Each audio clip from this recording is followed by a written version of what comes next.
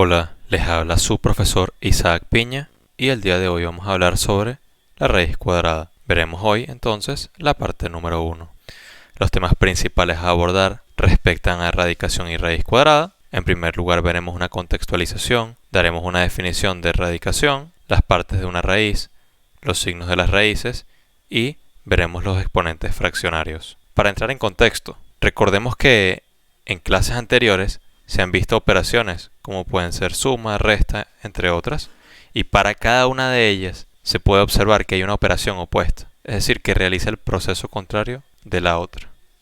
Por ejemplo, si a 4 le sumamos 3, vamos a obtener 7. Si a 3 le restamos 3, vamos a obtener 4 nuevamente. Es decir, terminamos con lo mismo que con lo que empezamos. En otras palabras, nosotros vemos a la suma y a la resta como operaciones opuestas, porque una contrarresta los efectos de la otra. Esto también aplica en la multiplicación y la división.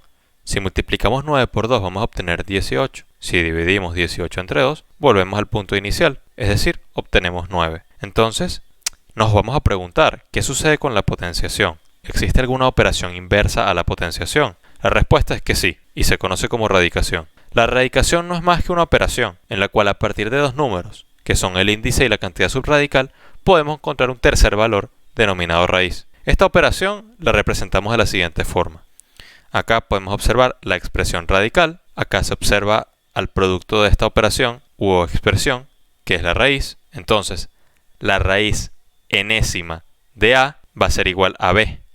Ahora, podemos entonces ver de manera desglosada cada uno de los componentes de dicha expresión. La n es el índice grado de la raíz, A es la cantidad subradical o radicando, este símbolo representa el radical y B sencillamente es la raíz. Ahora, veamos algunas notas de interés.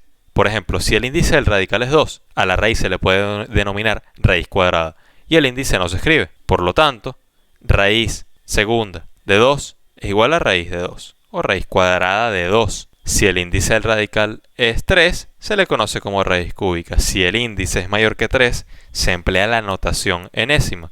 Por ejemplo, raíz cuarta, raíz quinta, raíz sexta, entre otras. En este punto, podemos definir a la raíz como aquel valor que, elevado al índice del radical, nos resulta en la cantidad subradical. De esta forma, podemos ver una relación directa entre potenciación y radicación. La raíz enésima de A es igual a B. Y podemos ver también que, entonces, B a la n va a ser igual a A. Entonces se concluye que la radicación efectivamente es la operación inversa de la radicación, porque al elevar a la raíz, es decir, al número b, a la n, obtenemos un valor a, que precisamente es la cantidad subradical. Entonces, la radicación anula los efectos de la potenciación y viceversa. Veamos ahora un ejemplo de radicación. Calculemos la raíz cúbica de 8. Sabemos que el índice es 3, porque de acuerdo con la información previa, cuando el índice de la raíz es 3, es una raíz cúbica. ¿Okay? Ahora, como la cantidad subradical es 8, entonces nos preguntamos, ¿qué número elevado a la 3 nos da 8? De esta forma, podemos ver que la raíz es 2. Veamos acá.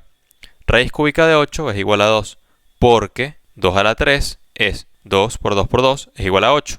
Entonces, si este número se eleva a la 3, nos da la cantidad subradical. Por lo tanto, 2 es efectivamente la raíz cúbica de 8. Veamos ahora los signos de las raíces. A la hora de calcular la raíz de un número, tenemos que diferenciar entre dos casos para poder determinar su signo. Tenemos que ver si el índice es par o si el índice es impar.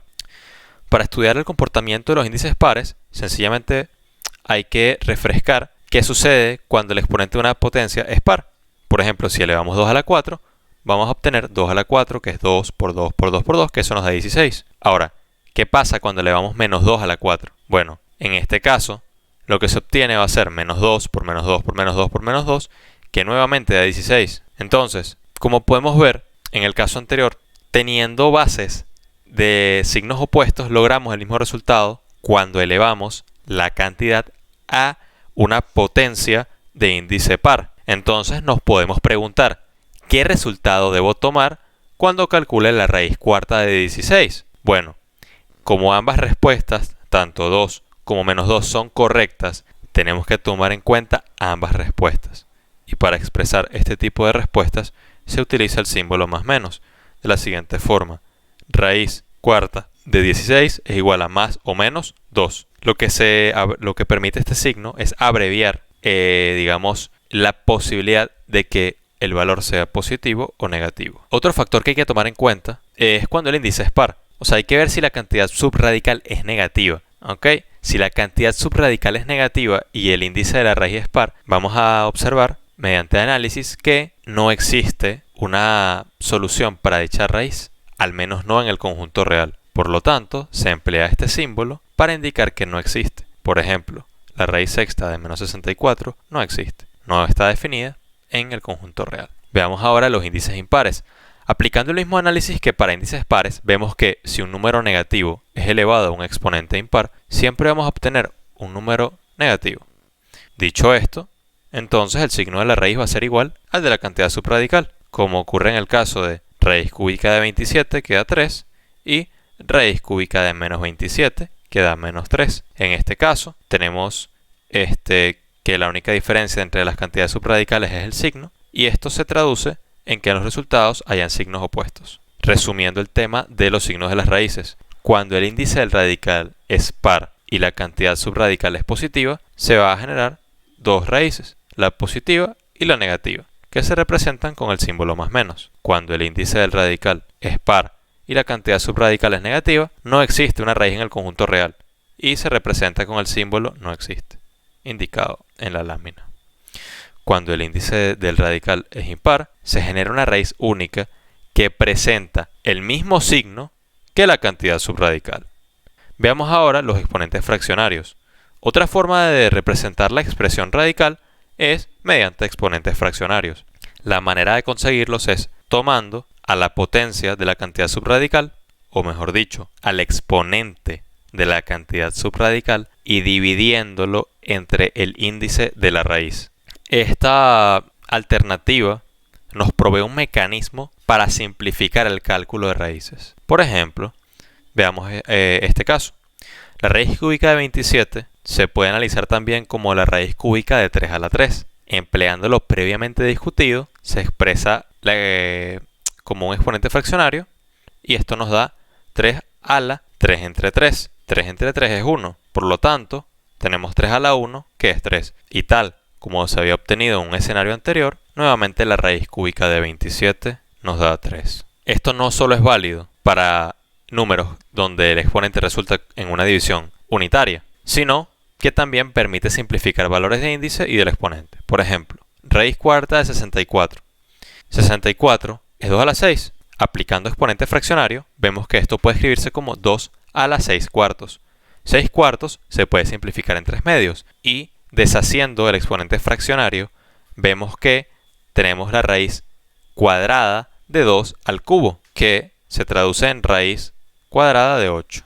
Como se puede observar, se redujo el orden de la raíz de 4 a 2 y el valor del exponente de 6 a 3. Esto nos permite tener expresiones más sencillas y, en algunos casos, reducir la dificultad de los cálculos. Por ejemplo, raíz de 625. Esa raíz cuadrada puede expresarse de otra manera si se coloca la cantidad subradical como 5 a la 4.